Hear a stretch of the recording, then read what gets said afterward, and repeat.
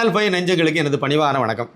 அதாவது மகாவிஷ்ணு அசோக் நகரில் பேசும்போது பாவம் புண்ணியம் இதெல்லாம் பற்றி பேசியிருந்தார். இது ஒரு மிகப்பெரிய ஒரு சர்ச்சையை உருவாக்கிடுது. இப்போ நம்ம இப்போ என்ன பண்ண போகிறோம் அப்படின்னா, அவர் சொன்னதில் இந்த வாழ்க்கையில் நீங்கள் நல்லது செய்தீங்கன்னா அடுத்த வாழ்க்கையில் உங்களுக்கு புண்ணியம் கிடைக்கும், இல்லைன்னா உங்களுக்கு நரகம் கிடைக்கும், அல்லது சொர்க்கம் கிடைக்கும். இது மாதிரியான கருத்தை மையப்படுத்தி தான் அவர் அந்த இதை பேசியிருந்தார். நாம் இப்போ எப்படின்னா, ஒருவர் இறந்ததுக்கு பிறகு என்ன நடக்கும் அப்படிங்கிறத பற்றி விஞ்ஞான ரீதியாக என்ன சொல்லப்படுது, அல்லது மத கோட்பாடுகளின் அடிப்படையில் என்ன சொல்லப்படுது அப்படிங்கிறத பற்றி ஒரு சுருக்கமாக சில விஷயங்களை இப்போ பார்க்க போகிறோம். இந்துக்களை பொறுத்த வரைக்கும் மறுபிறப்பு உண்டு, சொர்க்கம் நரகம் இதெல்லாம் உண்டு. இந்த நம்பிக்கை இந்து மத கோட்பாட்டின்படி பாவம் புண்ணியம் இதெல்லாமே உண்டு. நம்ம அதை நம்பிட்டு இருக்கோம். இதே மாதிரி நீங்கள் கிறிஸ்தவ பைபிளை எடுத்து பார்த்தீங்கன்னா கூட அதில் கடைசி தீர்ப்பு, நியாய தீர்ப்பு இந்த மாதிரிலாம் சொல்லுவாங்க. அதுலேயும் அதை நல்லது செய்தால் அந்த ஆத்மா சொர்க்கத்துக்கு போகும் அப்படின்னு சொல்லி அந்த நம்பிக்கை அவங்களுக்கு இருக்குது. அதே மாதிரி நல்லது செய்யாவிட்டால், கெடுதல் செய்தால் அவர்களுடைய ஆத்மா நரகத்துக்கு தான் போகும் அப்படிங்கிற நம்பிக்கை கிறிஸ்தவ மதப்படியும் அந்த நம்பிக்கை இருக்க தான் செய்கிறது, இல்லைன்னு சொல்ல முடியாது. அதே மாதிரி முஸ்லீம் மத கோட்பாடுகளின்படி நீங்கள் பார்த்தீங்க அப்படின்னா கூட அவங்களுக்கும் இம்மை மறுமை அப்படிங்கிற ஒரு வார்த்தையை அவங்க பயன்படுத்துவாங்க. இப்பிறவியில் நம்ம என்ன செய்தோமோ அதை பொறுத்து தான் உங்களுக்கு மறுபிறவியில் உங்களுடைய வாழ்க்கை அமையும் அப்படிங்கிற மாதிரியான, அதாவது சொர்க்கம் நரகம் இதெல்லாம் கோட்பாடின்படி அதில் உண்டுங்கிறத. அப்போ 3 முக்கியமான பெரிய மதங்கள்லேயும் இந்த நம்பிக்கை இருக்குது. ஆனால் அறிவியல் ரீதியாக நம்ம இதை பார்த்தோம் அப்படின்னு சொன்னால் இதில் உறுதியாக நிரூபிக்கப்பட்டவை அப்படின்னு சொல்லி எதுவுமே கிடையாது. ஆனால் ஐரோப்பாவை சேர்ந்த பேராசிரியர் சாம் பார்னியா அப்படிங்கிறவர் இது பற்றி ஒரு நிறைய ஆராய்ச்சியெல்லாம் பண்ணியிருக்காரு. அவர் என்ன ஆராய்ச்சி பண்ணனா, மனிதனுடைய இறப்புக்கு பிறகு அவன் என்ன ஆறான். 120 பேர்கள்ட்ட அவர் இந்த ஆராய்ச்சியை அவர் மேற்கொண்டிருக்கார். இந்த ஆராய்ச்சியை அவர் முன்னெடுத்து கொண்டு போகும்போது அதில் ஒவ்வொருத்தரும் ஒரு விஷயத்தை, அதில் விஞ்ஞான ரீதியாகவே ஒரு விஷயத்தை ஒத்துக்கிறாங்க.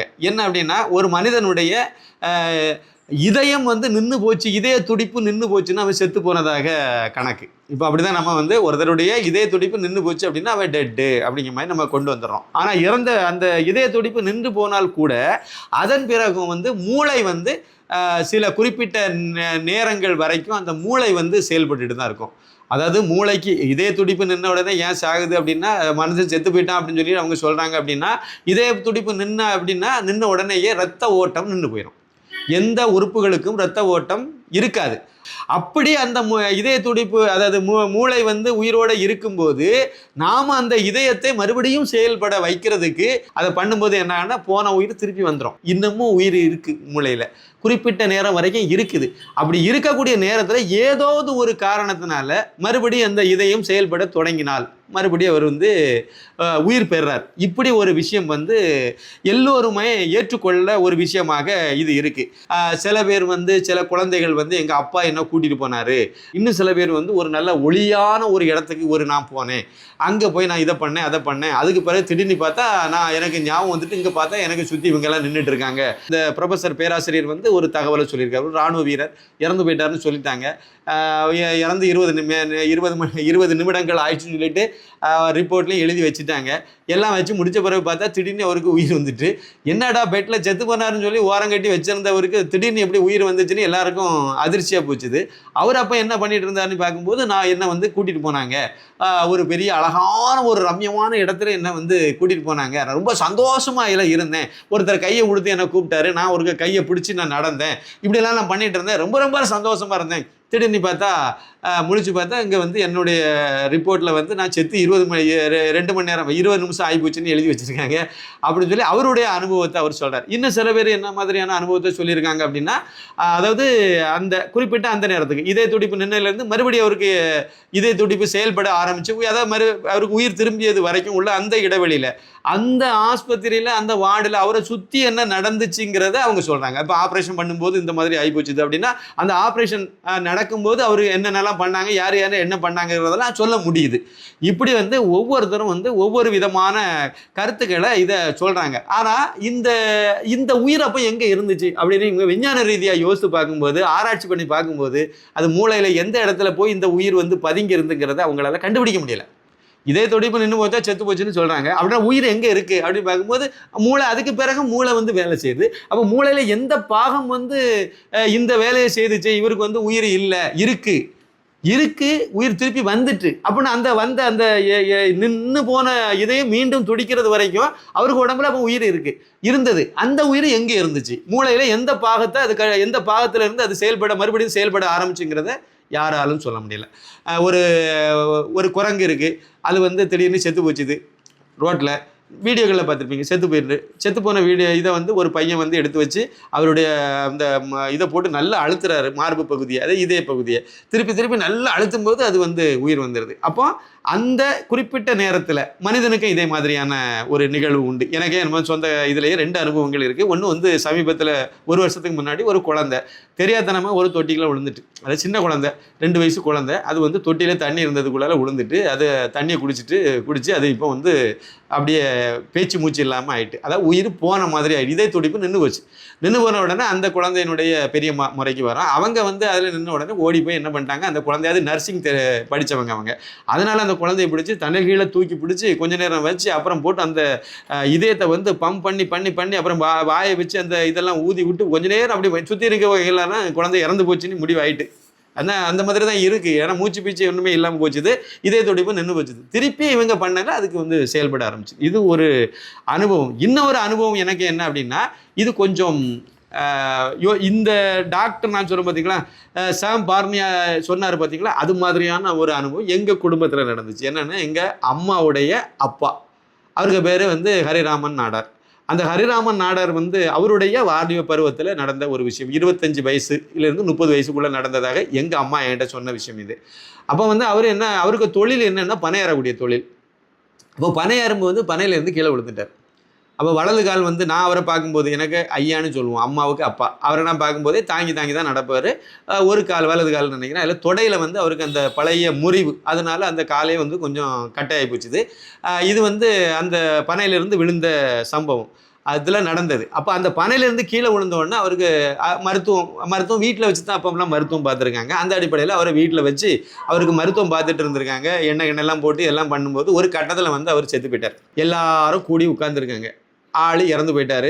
சுற்றி எல்லாரும் இருந்து எல்லாம் அழுது இதை பண்ணிவிட்டு அப்படியே இருக்காங்க. ஏன்னா மூச்சு பேச்சு எதுவுமே இல்லை, இதை துடிப்பு நின்று போச்சுது. ஏன்னா இது வந்து நான் சொன்னது எங்கள் அம்மாவுக்கு அப்பா. அப்போ எனக்கு தாத்தா முறை வரும். அவரு 25 வயசுக்கு நடந்த சம்பவம்னு சொன்னால் நீ வருஷத்தை நீங்கள் இதுலேருந்தே முன்னாடி எடுத்துக்கிடுங்க. எனக்கு இப்போ 57 வயசாச்சு. அப்போ அந்த டைமில் இந்த ஆஸ்பத்திரியில் போய் ட்ரீட்மெண்ட் பண்ணக்கூடிய இதெல்லாம் ரொம்ப கம்மியாக இருந்த காலகட்டம் அது. அதனால் வீட்டில் வச்சு இதெல்லாம் பண்ணிகிட்டு இருந்திருக்காங்க. பண்ணும்போது பார்த்தா அவங்க அப்பா, எங்கள் ஐயா இருக்கார், ஹரிராமன் நாடார் இருக்கார், அவங்க அப்பா வெளியே உலாவிட்டே இருக்கார். ஏன்னா இறந்து போயிட்டார் பையன் அப்படிங்கிற சோகத்தில் அவர். மற்றவங்க எல்லாருமே அப்படி செத்த வீட்டில் எப்படி இருப்பாங்க அப்படி இருந்து எல்லாரும் வந்து அழுதுகிட்டேன் அப்படியே இருந்திருக்காங்க. நைட்டு இது வந்து இந்த சம்பவம் இப்போ நான் சொல்லக்கூடிய சூழ்நிலை வந்து இரவு நேரத்தில். அப்போ ராத்திரி நள்ளிரவில் அப்படி எல்லாரும் சோகமாக இருக்கும்போது திடீர்னு ஒரு சவுண்டு அப்படி சத்தம் போட்டிருக்காரு எங்கள் ஐயா ஹரிராமன் நாடார். திடீர்னு ஒரு சத்தம் போட்டிருக்காரு. உடனே அவருக்கு அப்பா உடனே என்னையான்னு ஓடி வந்து இங்கே வந்து இவரை பார்த்துருக்காரு. அவர் உடனே தண்ணி கேட்டிருக்காரு, தண்ணி கொடுத்துருக்காங்க. அதுக்கு பிறகு அவர் பேசி வந்துட்டு மூச்சு வந்துட்டு எல்லாமே நார்மல் ஆகிட்டார். அதுக்கு பிறகு செத்து போனார்னு சொன்னவர் திருப்பி அவருக்கு உயிரே வந்துட்டு, அதுக்கு பிறகு அவர் தண்ணியெல்லாம் கொடுத்து அதுக்கு பிறகு அவர் காலும் குணமாகி, நான் சொன்னேன்ல அவர் வந்து 1996 அவர் வந்து நான் மதுரை மாலைமலையில் வேலை பார்த்துருக்கும்போது தான் அவர் மரணம் அடைந்தார். அது வரைக்கும் அவர் இருந்தார். ஆனால் நடக்கும்போது கால் வந்து வலது கால் அது கொஞ்சம் தாங்கி நடப்பார். ஏன்னா அந்த கால் முறிஞ்ச கால் அப்படிங்கிறனால.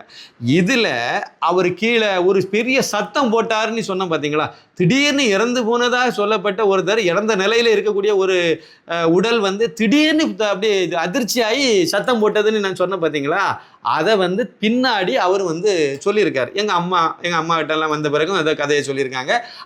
அவங்க அப்பாக்கிட்டையும் உடனே இப்படி சொல்லியிருக்காரு. என்னதான் நடந்துருச்சு கேட்கும்போது தண்ணியெல்லாம் குடிச்சு எடுத்து ஆசுவாசமாகி நார்மலான பிறகு அவர் அந்த விஷயத்தை சொல்லியிருக்கார். என்ன அப்படின்னா 2 பேர் வந்து இவரை கூட்டிகிட்டு போயிருக்காங்க. கூட்டிகிட்டு போனாங்களாம்.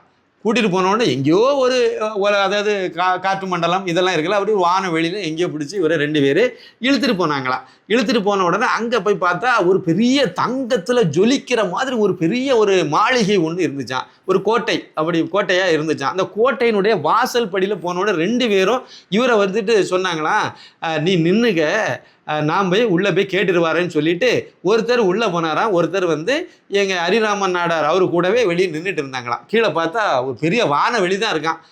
பூலோகத்தில் நம்ம உலகமே தெரியல, எங்கேயோ ஒரு இடத்துல இருக்க மாதிரி வானவெளியில் இருக்க மாதிரியான ஒரு உணர்வு அவருக்கு இருந்திருக்கு. அவர் உடனே உள்ளே போன உடனே இவங்க உள்ள ஒருத்தர் போனார், திருப்பி ரெண்டாவது இன்னொருத்தர் போனார். அங்கே ஒருத்தர் பெரிய ஒரு உட்கார்ந்து இருந்தாராம். அதான் யமதர்ம ராஜா அப்படிங்கிற மாதிரி அவங்க சொன்னாங்க. அவன் யமன் உட்கார்ந்துருக்காரு, சித்திரகுப்தனும் இன்னொருத்தரம் வந்து இவரை பிடிச்சிட்டு போயிருக்காங்கங்கிற மாதிரியான விஷயத்தை இவர் சொன்னது அப்படி சொன்னார். அதில் உடனே அந்த பார்த்தாங்களாம். அங்கே போன உடனே அங்கே ஒரு பெரிய ஒரு புத்தகம் இருந்துச்சான். அதை தூக்கிட்டு கொண்டு வச்சாங்களாம். வச்ச உடனே யமதர்மன் முன்னையில் வச்சுட்டு அதை எடுத்து பார்த்தாங்களாம். பார்க்கும்போது வந்து நீ தப்பான ஆளுக உயிரெல்லாம் நீ கூட்டிகிட்டு வந்திருக்க, நீ தப்பான ஆளை கூட்டிகிட்டு வந்திருக்க, இவருக்கு இன்னும் ஆயுள் இருக்குது அப்படின்னு சொல்லி சொன்னாங்களாம். சொன்ன உடனே அந்த ஆள் அவர் என்ன பண்ணாராம், இதை கூடவே நின்றுட்டு இருந்தார்ல. பார்த்த உடனே என்னடா கஷ்டப்பட்டு இவ்வளோ தூரம் கூட்டிகிட்டு வந்திருக்கோம், தப்பான ஆளை கூட்டிகிட்டு வந்தோமா, சரின்னு சொல்லிட்டு அந்த புக்கை தூக்கி அப்படி மடித்து வச்சுட்டு நேரே வந்திருக்காரு. வந்த உடனே எங்கள் ஹரிராமன் நாடாருக்கு கூட ஒருத்தர் நின்னார்ல, அவருக்கு இவர் உள்ள எட்டி பார்த்துருக்காங்க என்ன நடக்குது என்ன பேசுகிறாங்கன்னா. ஹரிராமன் நாடார் இங்கேருந்தே பார்த்து அதெல்லாம் இவரு காதில் கேட்டுச்சான். இவர் பார்த்தாராம். இப்போ வந்த பிறகு வந்து அவர் அங்கே போயிட்டு திருப்பி வந்தார்ல, சித்திரகுப்தரன்னு வச்சுருக்கலாம். சித்திரகுப்தரன் வந்துட்டார். இன்னொருத்தர் நிற்கிறாருல, அவர்கிட்ட வந்து சொல்கிறாரு, என்ன செய்ய நம்ம வந்து தப்பான கூட்டிட்டு வந்துட்டோம். அது அவருக்கும் புரிஞ்சு போச்சு ஹரிராமன் நாடார் இருக்கும். அப்போ இவங்க ரெண்டு பேரும் பேசிக்கிறாங்களாம். பக்கத்தில் இவர் நிற்கிறாரு, கூட்டிகிட்டு வந்து இவர் பிடிச்சு கொண்டு விட்டுருக்காங்க, இவர் நின்றுட்டு இருக்காரு. பக்கத்தில் இருந்து அவங்க ரெண்டு பேரும் பேசியிருக்காங்களாம். நம்ம தப்பான ஆளாக கூட்டிகிட்டு வந்துட்டோம், அதனால் என்ன சொல்கிறாங்கன்னா திருப்பி கொண்டு விட்டுரு வர சொல்லிட்டாங்க. இங்கே இருந்து அவ்வளோ தொலைவு பழையபடி கொண்டு விட முடியுமா, நம்ம ரெண்டு பேரும் தூக்கி போட்டுருவோம் அப்படின்னு சொல்லிட்டு ரெண்டு பேரும் சேர்ந்து தூக்கி போட்டாங்களாம். தூக்கி போட்ட உடனே ஒரு பெரிய வானவெளியிலிருந்து கீழே வந்து விழுந்தார்ல. விழும்போது ஒரு பெரிய மேடையிலேருந்து ஒரு 35-40 அடி உயரத்துலேருந்து ஒருத்தர் தூக்கி கீழே போட்டால் கீழே வந்து விழும்போது அம்மானு சத்தம் போடுவாங்களே, அதே மாதிரி வான மண்டலத்தில் எங்கேயோ இருந்து தூக்கி போட்டவர் கீழே விழுந்த உடனே இவருக்கு அந்த உணர்வு அம்மானு சத்தம் போட்டு எழும்பியிருக்காரு. அதுதான் இறந்து போனதாக இருந்து அந்த உடல்லேருந்து திருப்பி வந்ததாக எங்கள் அம்மா வந்து இதை என்கிட்ட சொல்லியிருக்காங்க. எங்கள் அம்மா இன்னும் இருக்காங்க. அவங்க வந்து இந்த சம்பவத்தை எனக்கு சொல்லியிருக்காங்க. இது மாதிரி பலருடைய வாழ்க்கையிலையும் அதை நான் முதலாவது சொல்லும் போதே சொன்னேன். இறந்த ஒருத்தர் வந்து இறந்து விட்டார் அப்படின்னு முடிவு பண்ணி, இதய துடிப்பு நின்ற ஒருவர் இறந்து விட்டார்னு முடிவு பண்ணி இவங்க போய் ஆஸ்பத்திரி புதைக்கி கொண்டு போய் அங்கே புதைக்கிற இடத்துல திருப்பி மறுபடியும் அவர் உயிர் தெழுந்து வந்தார். உயிர் திருப்பி வந்துட்டு டாக்டர் வந்து செத்து போயிட்டார்னு சொல்லி எல்லாம் டிக்ளேர் பண்ணிட்டாங்க. ஆனால் அவரை வந்து புதைக்க போகக்கூடிய இடத்துல வந்து அவருக்கு உயிர் திரும்பி வந்துட்டு, இல்லை எரிக்க போகக்கூடிய இடத்துல திடீர்னு அவர் சத்தம் போட்டார், அவர் தண்ணி கேட்டார், அதனால தண்ணி கொடுத்தோம், இப்படியெல்லாம் சொல்லக்கூடிய விஷயங்கள் எங்கள் தாத்தா எங்கள் அம்மாவுக்கு அப்பா இருக்கார்ல ஐயான்னு சொல்கிறாங்களா, அவங்களுக்கு அது ஹரிராமன் நாடார் அவருடைய வாழ்க்கையில் நடந்ததாக எங்கள் அம்மா என்கிட்ட சொன்னாங்க. நடந்தது இல்லை, எங்கள் அம்மா என்கிட்ட போய் சொல்ல வேண்டிய அவசியம் இல்லை. அப்போ அந்த விஷயம் இருக்குது பார்த்தீங்களா, அவர் சொன்னார் பார்த்தீங்களா எங்கள் ஐயா, அந்த இதையும் நான் ஒப்பிட்டு பார்க்கும்போது இப்போ நம்ம டாக்டர் சொல்கிறார் பாருங்க, சாம் பார்னியா அந்த ப்ரொஃபஸர் சொல்கிறார்ல, மருத்துவ பேராசிரியர், அவர் சொல்கிறதையும் ஒப்பிட்டு பார்க்கும்போது இது எல்லாமே ஒருமிச்சு வருது. இதுக்கு வந்து இவங்க என்ன காரணம் அப்படி சொல்கிறாங்கன்னா, இறந்ததுக்கு பின்னாடி ஒரு வாழ்க்கை இருக்குது. இப்போ இந்து மத அடிப்படையில் பார்த்தீங்கன்னா ஒருத்தர் இப்போ இறந்துட்டாரு, இறந்த உடனே எங்கே போகிறாரு, சொர்க்கம் அல்லது நரகம் இதுக்கு போகிறாங்க. அவள் போகிறனா அவர் எப்படி போக முடியும், அவரை தான் எங்கேயுமே எரிச்சு விடுவோம், இல்லை புதைச்சி விடுவோம். அப்போ அந்த உடல் வந்து போகாது. அப்போ எது வந்து ஏற்கனவே மருத்துவ ரீதியாக சொன்னோம் பார்த்தீங்களா, அதாவது ஒருத்தருடைய இறப்புங்கிறது எதை வச்சு சொல்கிறோம், இதய துடிப்பு நின்று போனால் இறந்து போனார்னு சொல்கிறோம். ஆனால் அதுக்கு பிறகும் சில நேரம் வரைக்கும் அந்த அவருடைய மூளை வந்து செயல்படும், அது சாகாது அப்படின்னு சொல்லிட்டு ஒரு மருத்துவ ரீதியாக ஏற்றுக்கிட்டாங்க. அப்படின்னா அது எதனால அப்படி சாகாமல் இருக்குங்கிறத வந்து என்ன சொல்கிறாங்க, அதுக்கு பேர் தான் ஆன்மா அப்படிங்கிறாங்க. அப்போ அந்த ஆன்மா வந்து சாகலை, உடம்பு செத்து போச்சு. அப்போ இந்த இந்து தர்மப்படி நம்ம சொல்லக்கூடிய அந்த இது என்ன ஆகுது, இறந்து போன ஒருத்தர் வந்து ஆன்மா வந்து இங்கேருந்து மேலே போகுது, மேலேயே எங்கேயோ போகுது. அப்போ அது அங்கே போய் என்ன பண்ணுது, ஒன்று நரகத்துக்கு போகுது, இல்லைன்னா சொர்க்கத்துக்கு போகுது. அங்கே போய் இவங்களுடைய வாழ்க்கை எவ்வளோ நாளோ அதை முடிக்கிறாங்க. முடித்த பிறகு என்னது, மறு ஜென்மம். அப்போ மறுஜென்மத்தில் வந்து என்ன பண்ணுறாங்க, நம்ம இந்து தர்மப்படி பார்த்தீங்க அப்படின்னா ஒன்று மனிதனாகவே பிறக்கலாம். அப்போ வந்து இதில் வந்து நம்ம வந்து விஞ்ஞான ரீதியாக இன்னொரு விஷயத்தையும் நம்ம வந்து பார்க்க வேண்டியது இருக்குது. என்ன அப்படின்னா, ஒருத்தர் வந்து ஒரு இதை ஆக்கவோ அழிக்கவோ முடியாது, ஒரு சக்தியை ஆக்கவோ அழிக்கவோ முடியாது. ஆனால் என்ன பண்ணலாம், அது வந்து வேறு வடிவத்துக்கு மாற்றலாம். ஒருவருடைய உடலில் இருக்கக்கூடிய உயிரை வந்து ஆத்மாவை வந்து நீங்கள் வந்து அழிக்க முடியாது, அது அழிவற்றது. அப்போ அது என்ன பண்ணும், அதுலேருந்து இன்னும் ஒரு உயிருக்கு உடலுக்கு வந்து அதை மாற்றலாம். அப்போ அது மாற்றத்தக்கது. அந்த அடிப்படையில் அந்த விஞ்ஞான ரீதியான கருத்தின் அடிப்படையில் பார்க்கும்போதும் இவங்க எல்லாம் சொல்லக்கூடியது சரிதான். இவங்க சொன்ன மாதிரியே அதை வந்து அழிவற்றது, அதே சமயத்தில் இன்னொன்றுக்கு மாற்றலாங்கிறது இந்து தர்மத்தில் சொல்லும்போது அது அடுத்த பிறவில நீ வந்து நாயா பிறந்திருக்க. நாடி ஜோதிடம்னு ஒரு இது இருக்கும், ஒரு கான்செப்ட் நம்ம இந்து மத தர்மத்தில் இருக்கும். அந்த நாடி ஜோதிடத்தில் பார்த்தீங்கன்னா நீங்கள் முன் ஜென்மத்தில் என்னவா பிறந்தீங்கிறதெல்லாம் சொல்லுவாங்க. அதில் நீங்கள் இப்படி எல்லாம் வந்து இவ்வளோ பேரை கஷ்டப்படுத்துனீங்க, அதனுடைய பாதிப்புனால நீங்கள் இந்த ஜென்மத்தில் வந்து இப்படிப்பட்ட ஒரு மோசமான வாழ்க்கையெல்லாம் வாழ்த்து இதெல்லாம் பண்ணிட்டு இருக்கீங்க. இந்த வயசுக்கு பிறகு அது உங்கள்கிட்ட இருந்து குறைஞ்ச பிறகு நீங்கள் இப்படி வாழ்வீங்க அப்படின்னு எனக்கு சொன்னாங்க. கிட்டத்தட்ட அவங்க சொன்னபடியே எனக்கு நடக்கிற மாதிரி தான் என்னுடைய வாழ்க்கையில் அமைஞ்சிருக்கு. அப்போ இந்த முன் ஜென்மம் அப்படிங்கிறது ஒன்று இருக்குது. இந்த ஜென்மத்துக்கு பிறகு இன்னொரு மறுபிறப்புங்கிறதும் ஒரு இது இருக்குது. அப்போ இது எது எடுத்துகிட்டு போகுதுன்னு பார்க்கும்போது விஞ்ஞான ரீதியாக மருத்துவ ரீதியாக சொல்லப்படக்கூடிய அந்த இதய துடிப்பு முன்ன பிறகு மூளை செயல்படுது, அப்படி ஒரு இடைவெளி இருக்குல்ல, அதில் ஒரு சின்ன கால நேரம் வருது இல்லை, அது வரைக்கும் அதை செயல்படுறதுக்கு காரணமாக இருக்கக்கூடியது ஆத்மாங்கிறத ஒத்துக்கிறாங்க. ஏன்னா உடல் இல்லை, ஆத்மா தான் அதை வந்து கொண்டு போகுது. அந்த உயிர் எங்கே மறைஞ்சிருக்குங்கிறத இதுவரைக்கும் கண்டுபிடிக்க முடியல. எல்லவோ ஆராய்ச்சி பண்ணுறாங்க, அதை கண்டுபிடிக்க முடியல. அப்போ அதுக்கு பெயர் வந்து ஆத்மா. அப்போ அந்த ஆத்மா வந்து மறுபிறவின்னு ஒன்று இருக்கான்னு கேட்டால் இருக்குங்கிற மாதிரி தான் வந்து அந்த முன் ஜென்மத்தில் நீங்கள் இதை செய்ததுனால உங்களுக்கு இந்த ஜென்மத்தில் இந்த வயசு வரைக்கும் உங்களுக்கு இதெல்லாம் நடக்கும். இந்த வயசுக்கு பிறகு இந்த மாதிரிலாம் உங்களுக்கு மாற்றம் வரும். ஏன்னா அந்த பாவத்தை நீங்கள் இது வரைக்கும் கரைச்சிட்டீங்க. கரைச்ச பிறகு உங்களுக்கு இப்படியெல்லாம் போகுதுன்னு சொல்லக்கூடியதை நம்ம கடந்த காலத்தை அவர் சொல்கிறதே நமக்கு தெரியும். இவர் ஏதோ பொய் சொல்கிறாரா இல்லை உண்மையை சொன்னாராங்கிறது நமக்கு தெரியும். அவர் சொன்ன காலத்தில் இருந்து கிட்டத்தட்ட ஒரு 20 வருஷத்துக்கு மேலே நான் இப்போ எனக்கு ஆயிட்டு. அப்போ அதுக்கு இடையில ஒரு 20 வருஷம் வச்சுடுங்க. அந்த 20 வருஷத்துக்கு இடையில இப்போ என்ன நடந்திருக்கு, அவர் சொன்னதுல என்ன நடந்துச்சு என்ன நடக்கலைங்கிறது எனக்கு தெரியுதுன்னு செய்யும். இன்னொருத்தருக்கு வேணா தெரியாமல் இருக்கலாம், ஆனால் எனக்கு தெரியுமில்ல. அந்த அடிப்படையில் பார்க்கும்போது எனக்கு வந்து அதில் நம்பிக்கை இருக்குது. அப்போ வந்து அதை இந்து தர்மத்தின்படி எடுத்தாலும் சரி இல்லை எந்த மத அடிப்படையில் எடுத்தாலும் சரி, மறுபிறப்பு அப்படிங்கிறது ஒன்று இருக்குங்கிறது தான் நாம் இந்த இடத்துல வந்து புரிஞ்சிக்க வேண்டிய ஒரு விஷயமாக நமக்கு இருக்குது. இந்த அடிப்படையில் தான் மகாவிஷ்ணு அவர்களும் வந்து மறுபிறப்புன்னு ஒன்று இருக்குது, மறு ஜென்மம்னு ஒன்று இருக்குது, பாவம் புண்ணியம் இதெல்லாம் இருக்குது. அப்போ அந்த அடிப்படையில் நம்ம எடுத்து பார்க்கும்போது அது இல்லைங்கிற மாதிரி நம்ம எடுக்க முடியலை, அதெல்லாம் இருக்குங்கிற மாதிரி தான் நாம் புரிஞ்சிக்க வேண்டியது இருக்குது. மற்றபடி வந்து அவர் சொன்ன விஷயத்தில் வந்து இன்னொரு விஷயம் நான் சொல்கிறதா இருந்தால் நான் என்ன சொல்லணும் அப்படின்னா, அதாவது நம்ம வந்து ஏதாவது ஒரு தப்பு பண்ணனா நமக்கு தண்டனை கிடைக்குங்கிற ஒரு அது விஞ்ஞான ரீதியாக இருக்கா இல்லையாங்கிறலாம் வேற கதை. ஆனால் ஒரு தப்பு பண்ணுனா உனக்கு தண்டனை கிடைக்கும்னு சொன்னால் குழந்தைகள் என்ன செய்யணும், தப்பு பண்ண மாட்டாங்க. நீ வந்து இதை செய்தியன்னா உனக்கு கண்ணை குத்திரும் சாமி அப்படின்னு சொல்லிட்டு பயமுறுத்தி வச்சோம் அப்படின்னா அது வந்து பயமுறுத்துறது தான், அதில் சந்தேகமே கிடையாது. ஆனால் உள்ளால போய் பார்த்தீங்கன்னா அந்த குழந்தை தப்பு செய்யாமல் தடுப்பதற்கான ஒரு வழியாக அது அமையுது. அந்த அடிப்படையில் பார்த்தீங்கன்னா நம்ம வந்து அந்த அடிப்படையில் நீங்கள் எடுத்துக்கிட்டா கூட நீங்கள் மறுஜன்மம் இருக்கா இல்லையா, இறப்புக்கு பின்னாடி என்ன நடக்குது, நான் விஞ்ஞான ரீதியாக உள்ள விஷயத்தையும் நான் தெரிஞ்சுக்கிட்ட விஷயத்தை நான் உங்கள்கிட்ட பகிர்ந்துக்கிட்டேன். ஒருவேளை வேறு எதாக இருந்தால் நீங்களும் தெரிஞ்சுக்கிட்டீங்கன்னா நீங்கள் நமக்கு சொல்லுங்கள், நம்மளும் தெரிஞ்சுக்குவோம். ஆனால் இறப்புக்கு பிறகு என்ன நடக்குங்கிறத நம்ம சொன்னோம். ஆனால் ஒரு லெவலுக்கு மேலே வந்து விஞ்ஞான ரீதியாக நிரூபிக்கப்படலை. ஆனால் மத ரீதியாக நான் விஷயத்தை எடுத்து பார்க்கும்போது இருக்கலாம் அப்படி தான் நம்ம நம்புகிறோம். அந்த அடிப்படையிலேயும் ஒரு விஷயம் இருக்குது. எது எப்படி இருந்தாலும் சரி, பாவம் செய்தா இந்த இதில் நம்ம தப்பு செய்தா தண்டிக்கப்படுவோம் அப்படிங்கிற நம்பிக்கையை நம்ம குழந்தைகளுக்கு நாம் எடுத்துக்கிட்டோம் அப்படின்னா அந்த அடிப்படையில் நாம் வந்து அதை எடுத்துகிட்டு அது மூட நம்பிக்கை இல்லை.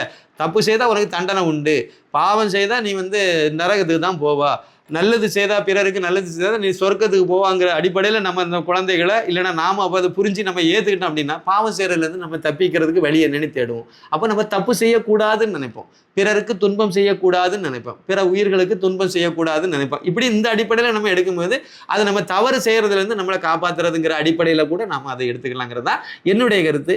நன்றி, வணக்கம்.